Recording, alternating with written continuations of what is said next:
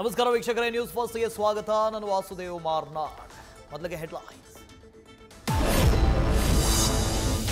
ನಟ ದರ್ಶನ್ ಬೇಲ್ ಭವಿಷ್ಯದ ಮೇಲೆ ಇನ್ನೂ ತೂಗುಗತ್ತಿ. ಇವತ್ತು ವಾದ ಪ್ರತಿವಾದಗಳನ್ನು ಆಲಿಸಿ ಆದೇಶ ಕಾಯ್ದಿರಿಸಿದ ಸುಪ್ರೀಂ ಕೋರ್ಟ್. 10 ರಿಂದ 15 ದಿನಗಳಲ್ಲಿ ಆದೇಶ ಪ್ರಕಟಿಸುವ ಸಾಧ್ಯತೆ.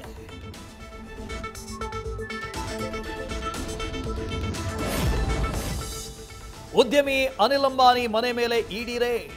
ಸಾಲ ಮಂಜೂರಾತಿ ಪ್ರಕ್ರಿಯೆಯಲ್ಲಿ ನಿಯಮ ಉಲ್ಲಂಘನೆ. ಯೆಸ್ ಬ್ಯಾಂಕ್ ಅಧಿಕಾರಿಗಳಿಗೆ ಲಂಚ ಕೊಟ್ಟು 3,000 ಕೋಟಿ ಸಾಲ.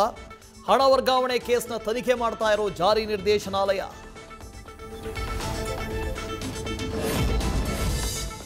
ಡಿಸಿಎಂ ಡಿಕೆ ಶಿವಕುಮಾರ್ ಮುಖ್ಯಮಂತ್ರಿಯಾಗಿ ಆಗ್ತಾರೆ.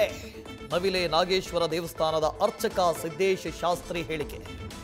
ನಾಗದೇವರಲ್ಲಿ ಇಷ್ಟಾರ್ಥ ಸಿದ್ಧಿಗೆ ಬೇಡಿಕೊಂಡು ಬಂದಿದ್ದ ಡಿಕೆ ಶಿವಕುಮಾರ್.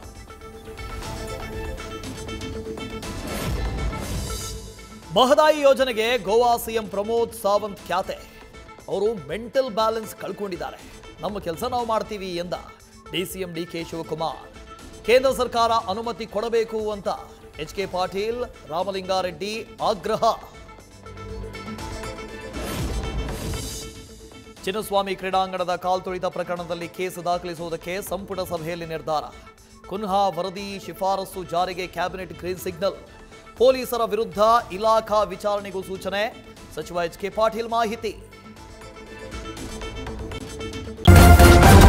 ನ್ಯೂಸ್ ಫಸ್ಟ್ ನಿರ್ಭೀತಿಯಿಂದ ನಿಮ್ಮ ಪರವಾಗಿ.